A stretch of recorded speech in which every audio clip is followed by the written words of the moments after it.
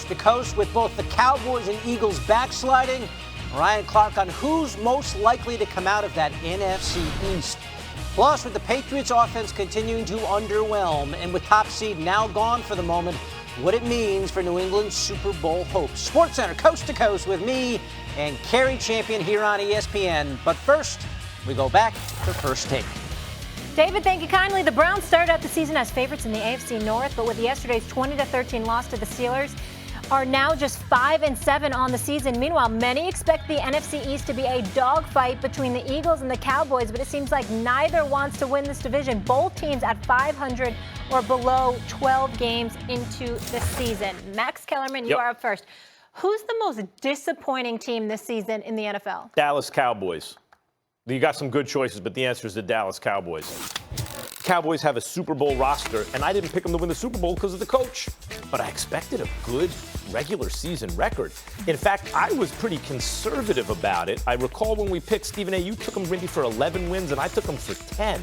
And I was really on the conservative side of win projections by most accounts. For the Cowboys, here we are, they're 6-6. And all they've beaten are garbage teams. They've beaten garbage teams. Every time they play a team with a pulse, they lose. They haven't had one quality win this year.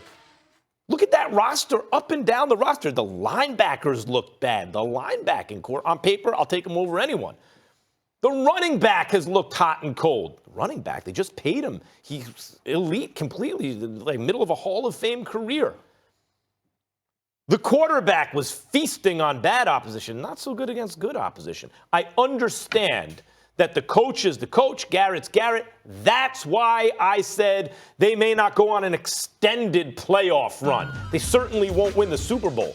But 6-6 with 0 quality wins? This is not a situation where they brought in a new head coach that they just promoted from court and people don't know. Well, you know what you're getting with Garrett. We knew these were known commodities on the Cowboys. Elite wide receiver, elite running back, elite offensive line, ascending quarterback, stars on the defense, elite linebackers, way improved secondary, guys who could rush the quarterback.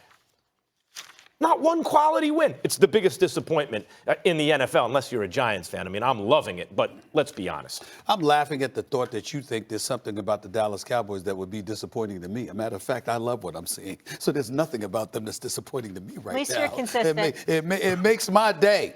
The team that really resonates with me, however, is the Cleveland Browns. And the reason why I feel that way is because of all the hype and the hoopla. See, with the Dallas Cowboys, it's the brand. Idiots hyping the Cleveland Browns, am I right? Yeah, like you. What? Yes, you're the one that set up there and said they will win the AFC North and they were a Super Bowl contender. Sure? Those were your words. Are you sure? Yes, it's tape. You weren't alone on that, though. That's fine. Go ahead. Come to his defense. It ain't going to help him. The point that I'm trying to make to you is this.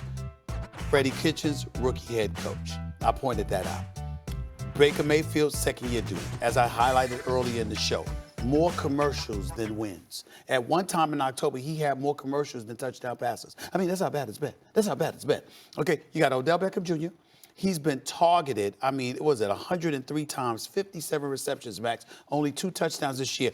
You're connecting with Odell Beckham Jr. only 55% of the times you've targeted him. You're connecting with Jarvis Landry only 60% of the times you've targeted him. And Njoku going down, playing just 2 games, obviously has compromised them. But you got Nick Chubb, who's been balling all year long, 1,100 plus yards rushing, 1,175 to be exact, averaging nearly 5 yards a carry. You got Kareem Hunt there. You got cats like Garrett before he got suspended, Denzel Ward and the crew. But you're 26th against the run.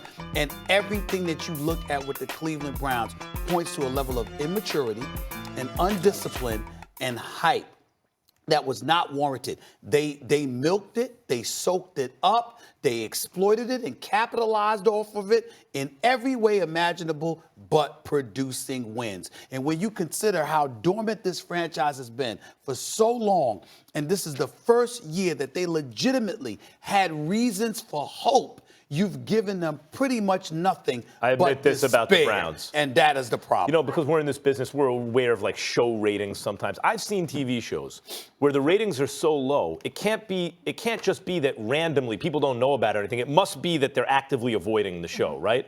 When you hear about the number of targets and receptions and touchdowns that Odell has, that's not just random. Like, that is like, it would take Who? talent. If you had Odell on your roster to come not up with even these targeting. numbers, it would take talent in order to do that. You'd have to be good at not getting him the ball. You're not even targeting him in the red zone. Can I ask one question? And I know we talked about Freddie Kitchens wearing the T-shirt. Pittsburgh started it, and that's the microcosm of this team's identity, and they're all flash and no substance. But are you completely off Baker Mayfield at this point? Do we feel like he's not that dude and doesn't have a future in the NFL? I don't feel that way about Baker Mayfield. My problem with Baker Mayfield is, I think he's miniature in size in terms of height, and I think he's got to have better pocket awareness in terms of knowing where to throw the football from while standing in the pocket. But my biggest problem with Baker Mayfield is that he walks around too often like a victim, like somebody has maligned and victimized him, as opposed to recognizing the fact that you had issues in the past where people could have easily brought up your temperament because of your off-field transgressions and how you need to, but nobody's done that. All anyone has talked about with Baker Mayfield is football, and he acts like it's a crime to really bring up some of the stuff that has happened with him in football. And I think that mentality has been fostered by the Browns organization because they took him #1 overall and they gave him the head coach he wanted. Had they brought in a coach with no relation to Baker Mayfield, he would have had more of a business attitude. Yeah. But because you brought in his guy, I think you gave him an elevated level of power that he never should have had because he didn't earn it yet. Baker Mayfield's like Lamar Jackson's 22 and doing this. Baker Mayfield's 24. He's old. Like he should. He's going to have a good career. So like he's a little older than like he should be in terms of making some of the mistakes he's made this year. I think Baker Mayfield's going to be a good player. Okay. So do I. He's okay this year, just not great. I got to say I don't this. think he's okay this the year. Eagles may be more disappointing than the Browns. The Browns has a lot of potential, and we needed to see how it's going to come together. Eagles got the same head coach, same quarterback, at least from the regular season the last couple of years. A lot of injuries. A lot of injuries, but that goes into disappointment, too. Injuries, and a lot that's of not veteran Cleveland's names problem. they brought in that didn't live up to things. Agent injuries is For the second week in a row, the Raiders have been on the wrong end of a lopsided loss, losing yesterday in Kansas City 40-9, a week after losing to the Jets 34-3. Stephen A., biggest issue with the Raiders? Antonio Brown. The fact that he screwed them over, period.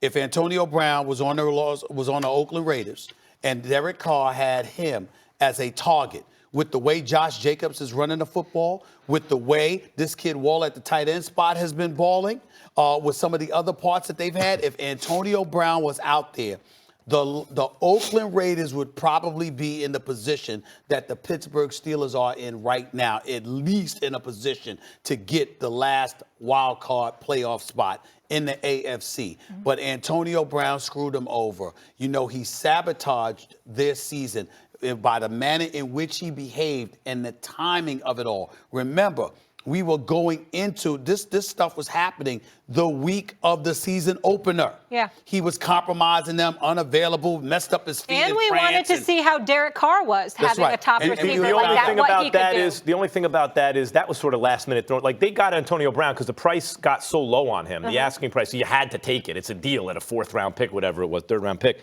First and third. I think what happened to the Raiders actually was the Chiefs. The Raiders are they're ahead of schedule in my opinion. Yeah. The Kansas City Chiefs have become a team everyone's sleeping on right now. They got the Patriots. They have a game with the Broncos coming up, the Chargers, someone else pretty tough. I'm forgetting off the top of my head. But the Chiefs, someone was on here, I think it was Dan Orlovsky, saying, hey, their defense is actually better than last year if you look. Sure. No. Mahomes is healthy, Tyreek Hill, all these things. Chiefs can win the Super Bowl this year. No one's talking about them. They've kind of fell under the radar a bit under lately. the radar. I agree They're with a you. powerhouse. I agree with you. Chiefs could run the table right now, wind up with the #1 seed. That's fair. You know who else is under the radar? The 8-3 Vikings. They go west to take on the 9-2 Hawks on Monday Night Football. Really good game. Minnesota trying to keep pace with the Packers while Seattle can take over the 1 seed in the NFC with the victory. Max, who needs a win more? Is it the Vikings or the Seahawks? Stephen A., go ahead. I'm going to go with the Seahawks. The reason I'm going to go with the Seahawks is because you ain't winning the division. San Francisco is going to do that. So your only shot is a wild card spot. The Vikings actually have an opportunity to win the division. They've been going nip and tuck at it with the Green Bay Packers for the most part. So they're in a position where they could still win the division. They still got a shot at winning the division regardless of what transpires. Seahawks, I mean, I understand that they're close with the San Francisco 49ers who just suffered their second loss. Please don't get me wrong, but what we see from San Francisco as a team and how good they are, We don't have the questions about the San Francisco 49ers that we have about the Minnesota Vikings or Green Bay for that matter. I think Seattle loses this game. They got no shot at the division. So you're saying it's Seattle needs the game more? Yes, that's what I'm saying. The reason I believe the Seahawks need the game more, the Vikings need the game more, is because Seattle has Russell Wilson and the Vikings have Kirk Cousins. And maybe it's unfair at this point because Kirk Cousins has played well and well under pressure. He's come through in some clutch situations the last 4 or 5 weeks. But when push comes to shove, the Vikings have a guy who I just believe will fold under pressure. And the Seahawks have a guy who I think gets better. Maybe I'm wrong, and Kirk Cousins will have a chance to prove it. But I believe as a result of that, the Vikings need it more. You need to lessen the pressure on Kirk Cousins down the home stretch. Russell Wilson can handle it. Yeah. Especially given the fact that San Francisco just lost. You know, they have a better shot anyway, maybe. Yeah. And let's not forget, Adam Thielen won't play tonight. Well, listen, here's the deal. I'm not denying that Kirk Cousins is a question mark.